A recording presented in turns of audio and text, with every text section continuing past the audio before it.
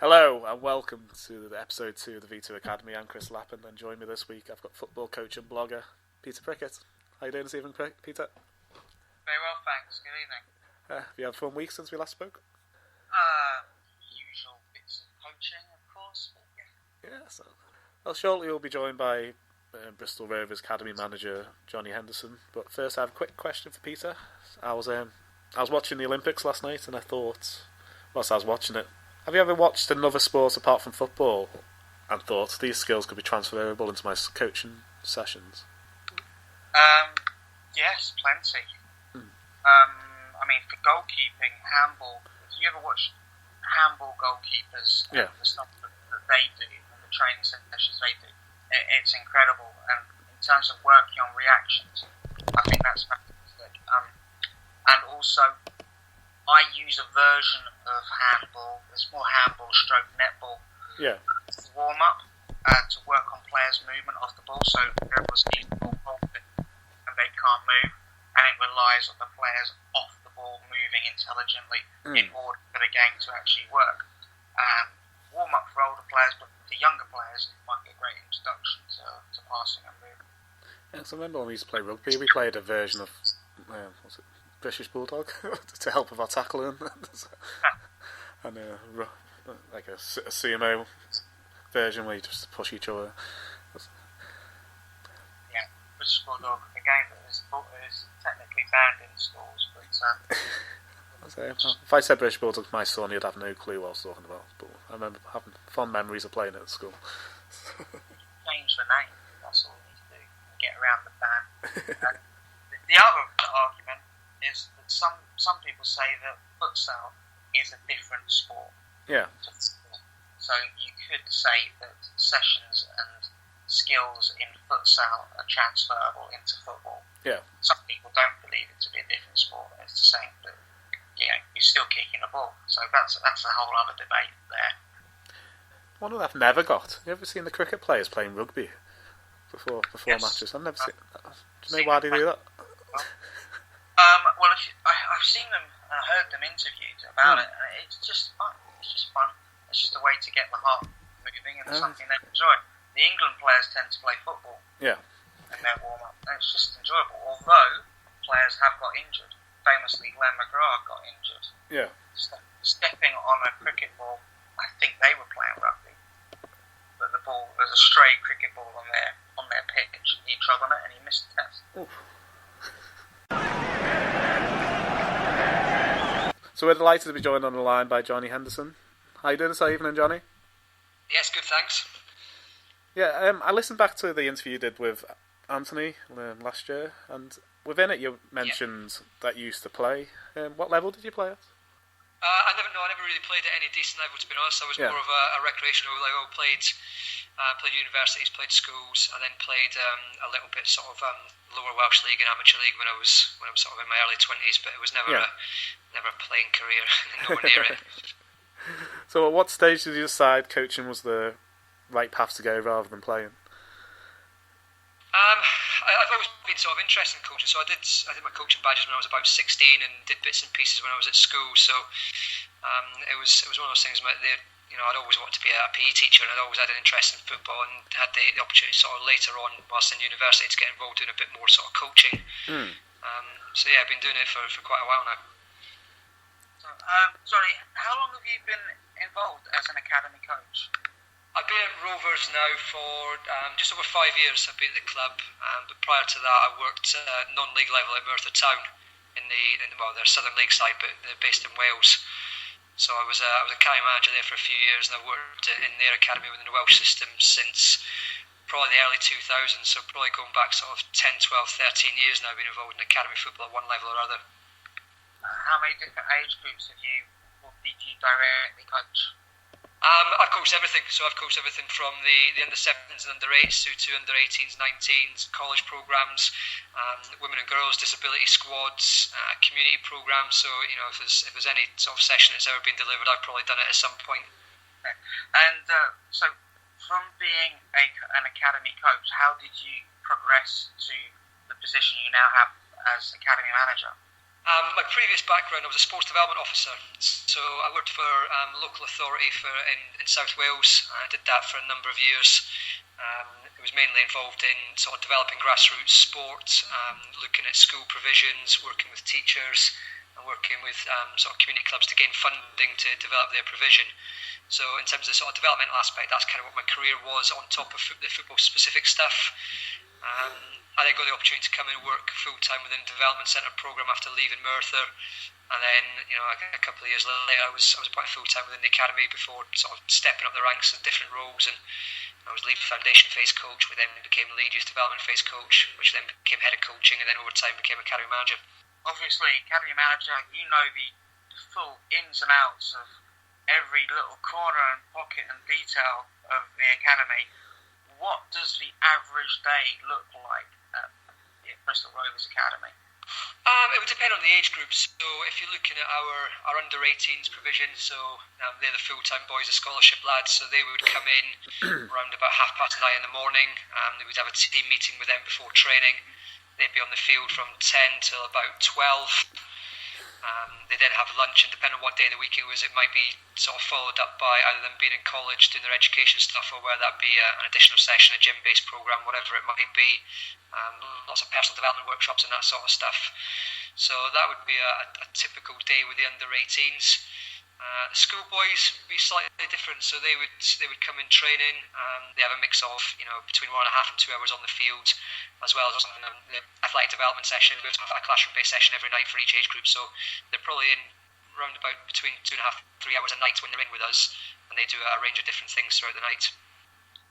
What about for yourself? What does the day look like for you? What time do you have to start your day? So, my typical day would be 9 o'clock start to a 9 o'clock finish, probably about 3 days a week in terms of doing that time frame. And then I'll have a day off in the week, and then the Friday is usually a shorter day, so we're looking at around about 9 o'clock through till about sort of 3 o'clock in terms of training in the morning with under-18s, and then getting things prepped for all the age groups for the games on the weekend. We then have games on a Saturday, either at home or away with the 16s or 18s, and then the Sunday would be just observing the schoolboy games on the Sunday morning at the home games. Is your involvement on match day purely to watch? Yeah, so I said each of the age groups, certainly on a Sunday, they've got a coach with each age group, and I'm more here just observing the players, observing the coaching, getting an idea of what's going on, and the full scope of the programme. I don't tend to lead a squad on a Sunday, and unless of course there's people unavailable or there's opportunities to do so, but it's more just a sort of facilitating and overseeing and giving me a chance to see everything in action.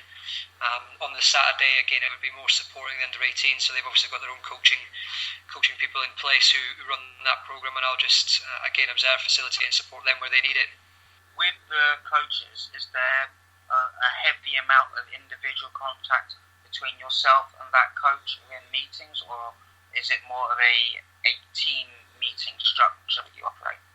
So we have a range of between full-time and part-time staff. So the full-time staff are in every day, so we've got quite a good dialogue in terms of interaction between the different phases.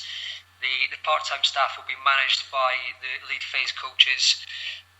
So the under 9s to 12s part-time coaches will be managed directly by the lead foundation phase coach, but I'll still have interaction with them on a training night, again being around to support them in terms of getting to see what's going on in the programme. So it really depends on the individual and how much contact we have with them, but there's sort of weekly contact with every member of staff within the programme at some point. And as academy, as being in charge of the academy, you must be heavily involved in the playing philosophy that's set out. Is that reflected in the way that the coaching philosophy comes across as well? Yeah, so we've got great pride in our programme, the fact that every coach and every member of staff has got an opportunity to have some ownership and responsibility within it. So we sat down a couple of years ago and the academy management team, and we outlined a playing philosophy that we want within the academy, the type of player that we're looking at, and the way that we want to play. Not necessarily the system and the formation, but more the style of play from the age of 9 through to 18. So we sort of developed that over time, and in terms of how that looks from a delivery perspective, then we've got quite a flexible approach to our coaching curriculum. So the days of us having a very prescriptive week by week breakdown of what we'd expect our coaches to be delivering is, for the last 2 years we've kind of put that out the window. So what we have is an overview on the types of things that we'd like our players to be working on based on each age group, so it's quite age appropriate in terms of the competency. And then the coaches have got a bit of free rein within the framework that we work under to deliver things that meet the needs of the player. So the idea behind it was, if we write a syllabus in July time, by the time we get to October, do we really actually know where the players are in terms of their stage of development, and then we're stuck to following something that's on a bit of paper for the sake of following process, or do we give the coaches real ownership to actually work with the players based on the individual needs of the players?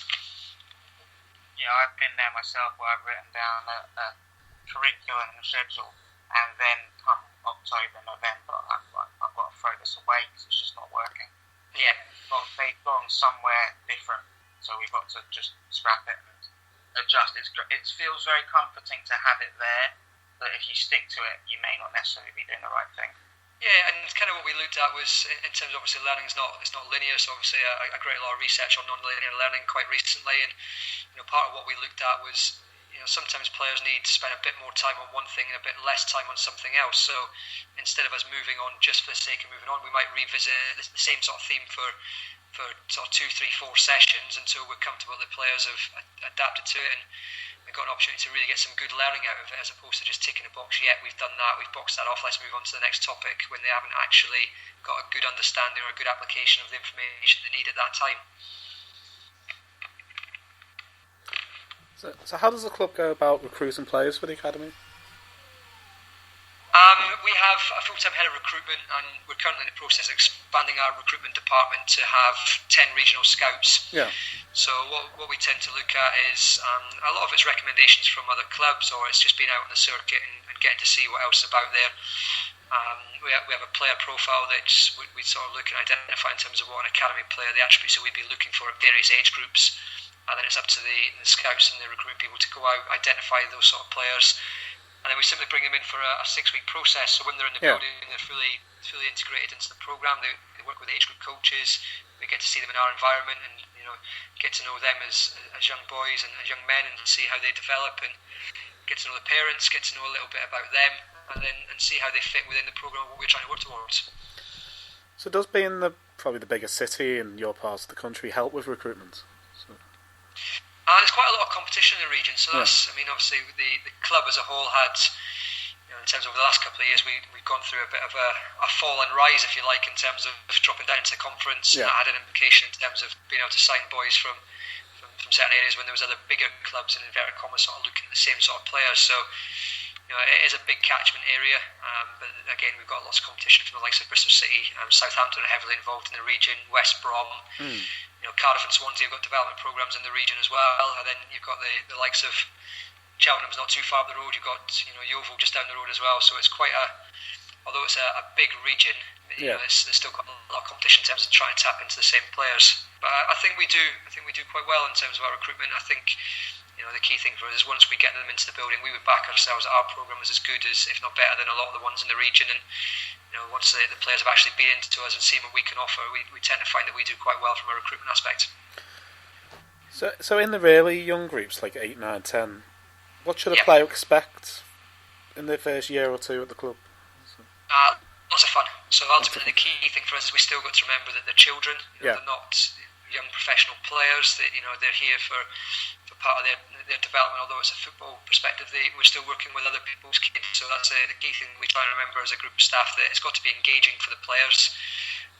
Certainly with the younger ones, it will be lots of ball mastery, lots of individual sort of technical work, all done within sort of problem solving and chaotic type environments. And lots of game-based stuff. So we've got a whole concept of trying to work along a strapline that we've had for a while, looking at the performance playground. Yeah. And certainly within our younger age groups, our for example, our athletic development program, if you like, is purely based on playground games. So we play a lot of like bulldog and tag, and we do a lot of multi-sport stuff, handball, dodgeball, those type of things that the kids love. But it's all developing them as athletes as well as footballers and young people as well. So that's something that's quite big within certainly our younger program. That's exactly what we were talking about just before you came on. We've just started to talk about what it actually looks like for a player within the academy. Now, right, that's going to begin with talent ID before we even get in. So the question would be, what is it that you look for in a young player? It would be twofold. So the first thing that we're looking at to identify them to come into the building is more just confidence to get on the ball. So, have they got a little bit of ability when they get on it? So you're looking for that little moment of sort of something that excites you. A player who can get on the ball and try and be creative, who isn't scared to try new things. In terms of physical attributes, you're just looking for kids who are good movers and good balance coordination, as opposed to being the biggest and strongest and the quickest lads. Because obviously the kids develop at different rates, and we've got mechanisms to play them outside their age band if it's a sort of physical thing that's letting them down. But the key thing is that little spark, that willingness to get on the ball, that willingness to try things, try and be positive, try and be creative about the way they play is probably something that we would look at from an external perspective. And then the key thing is, once we've got them in the building, is just seeing what they're like in terms of their attitude to learning, and do they embrace challenge? Are they willing to take on information? Do they want to try and push themselves, and try different things as opposed to the safe, repetitive things that some players might do? And for us, if you've got a kid who's willing to learn and has got that little bit of spark, then that's probably a good indication that they're going to develop further within the programme. Working in grassroots, one of the things that I look to develop in players is players who are creative and who are happy to, as you talk about, get on the ball and be exciting. My one concern about that is, what about the other side of the game? What about the defensive side of the game? So when you're looking at players, you're looking at players who are exciting, but how do we identify the players who are going to be good defenders?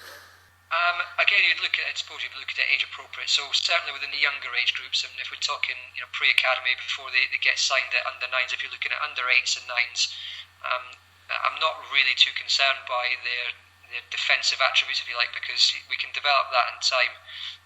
Certainly as you get older, obviously it becomes paramount, it becomes a necessary part of the game, obviously it does. So then you start to maybe look for different things as you get through the pathway. But certainly with the younger ones, it isn't just about their individual ability, and whether that's 1v1s in and out of possession, maybe that's a better way of terming it. Do they, are they competent in a 1v1 situation defensively and in attacking situations? That's probably a better way of sort of identifying what you'd be looking for in the younger players.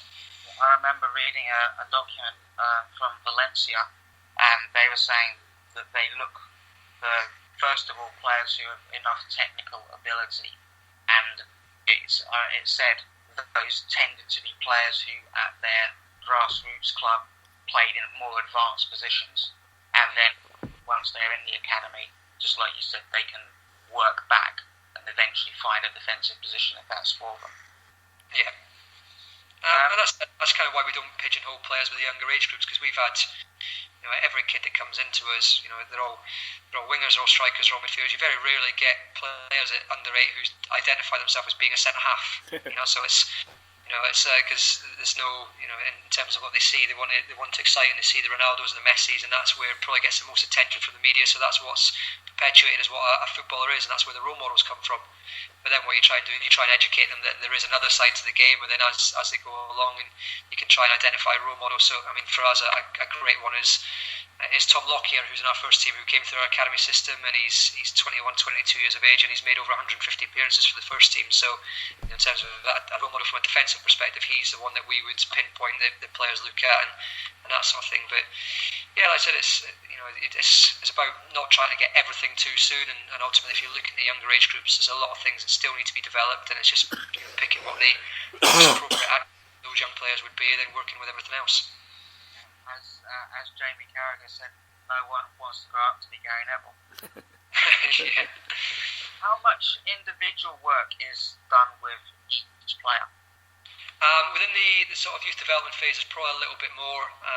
Within the foundation phase, it's quite generic in terms of just developing the overall toolbox of what the player's competency would be.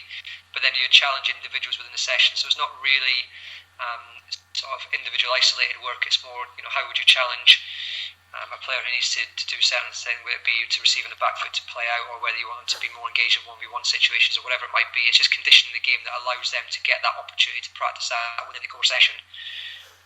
With the older ones, youth development phase, we do something on one of the evenings where we do some group work based on their individual needs from their action plans, and that can be based on something they really need to work on in terms of an area for development, or it can be something that we see as a real strength within their game that we want to be even better at. So we almost do split them into smaller groups, and they can work on some really things that are refined based on their needs. And then when you get into the under 18s, obviously got a lot more time with the boys, so they've got a little opportunity every day to work on things based on their individual action plans. And then there's a session a week that you probably concentrate a little bit more on sort of position specific work and their real detailed understanding of what they need as players. Do you put a time frame or have a time frame in mind for the individual player to make that improvement, or is it something that you're just happy to see them doing the work on it?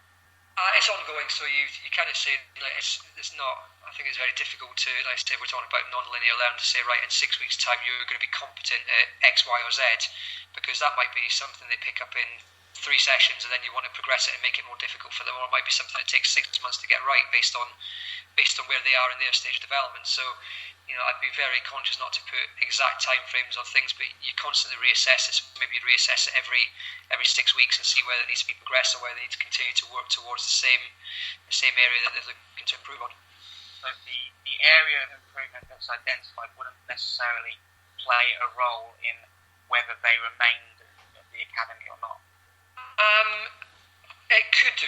It could. I mean, I suppose ultimately, if it's something that's really detrimental to the game, and you get towards the end of the season, and it's becoming apparent that ultimately we are in the business of producing professional footballers first and foremost. So it's unfortunate you can't keep everybody on, but it might be a case of that if there's a player who has got something that's really detrimental to the game and they haven't made big improvements in that area over the course of a season, then it might mean that it might jeopardise a place within the academy. But ultimately we're looking to try and develop them. The first point of contact is what are we doing as coaches. If after 3 years they haven't improved, then maybe we've got to look a little bit closer to home to what we're doing to support the boys, as opposed to just putting all the onus on the player to have complete responsibility for themselves.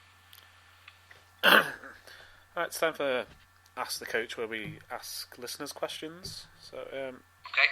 At back-to-back-C, which is back-to-back coaching on Twitter, they asked, what do you see as the biggest challenge for a modern player? The biggest challenge for the modern player is probably, it's probably a bigger issue than football, I would say. I think it comes down to society in general. Probably players think that, players and kids they think they've got this right to have everything too soon. So it's developing that work rate and developing that culture and that standard that probably isn't reinforced in society. So we quite often, we've got quite high standards for what we expect of our players in terms of their conduct and their behaviour and their approach to things and their work ethic. And sometimes we'll debate as coaches, whether those players meet our high standards. And the question we always used to ask was, well, look, would you get away with it at home? And more often not, the answer is probably yes, they would get away with having that lesser standard at home, when they get away with a little bit more. And schools and society allows players to get away with a lot more than maybe they would have 20 years ago. So it's important that, if in terms of the standards of professional football, we need to reinforce that first and foremost, I would say. And that's an enormous challenge, because you're almost trying to put a standard on them that isn't the societal norm for kids in everyday life. Yeah, I was going to add that I sometimes have found that we expect a child to reach a level and be responsible over something, and yet actually you find that sometimes adults aren't even capable of doing it. Yeah, correct. So to expect the child to do something that an adult actually turns out not to be capable of, you sometimes question whether you're asking too much of them. Yeah, and that's it. You've always got to be conscious that, as we said, they are children, and there is going to be moments when things aren't done, but it's about being realistic on the bigger picture, and it is a long-term aim to develop players and people, and it's just small steps. And another one is at AET Football. I've asked, is there an individual player you're most proud of coming through the academy?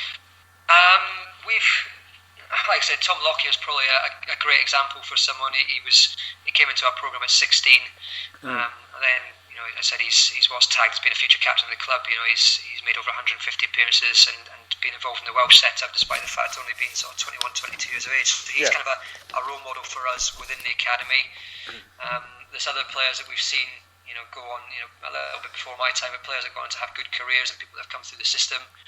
And then there's also other people that have gone on to do other things. So people that have gone on to have good coaching careers and things like that as well. So some players playing at a good level. Matt Macy's at Arsenal. He's obviously one who, from our perspective, as a progression point of view, we're quite proud of. Yeah. Alfie Santos at Derby County. He's just he's 21, 22 years of age as well now, and he just signed another pro deal at Derby for next season. So yeah, it's a bit of a mix. Boys that are playing week in, week out within our first team. The most recent academy graduate is Alfie Kilgore, so he's an 18-year-old centre-half who got his pro contract this summer, and he's been with us since he was 8 years old. So to see players come, right way through the programme, even long before my time, but boys who've been here and that coaches will have worked with over that long time, it's quite pleasing for us to show that we can produce first-team players from year dot. So before we finish, do you want to plug your social media? Anybody on Twitter, it's Johnny Henderson. Is the big one in terms of the academy itself. We try to share much of what we do within the academy, so that's just at Rovers Academy. So we're quite proud of our programme. We like to share a lot of what we do on there, and we're open to sharing ideas and bouncing ideas around and showing people what we do, because it's nothing cloak and dagger. We're quite proud of the programme, and we're always open to learning from other people as well. And the links will be in the description below this interview. So I've really enjoyed speaking today. I'm sure Peter has as well. Yeah, it's been brilliant. Thanks for your time. No problem. Thanks for having me on. Yeah, so good luck with next season. I'd love to have you on again in the future. So. Yeah, no problem at all. I said anytime if you need guys, give me a shout. Okay. Well, I've stopped recording there. So, okay. That was brilliant. Thank you. Nice one. No problem at all, guys. Thank you very much. Cheers. Thanks.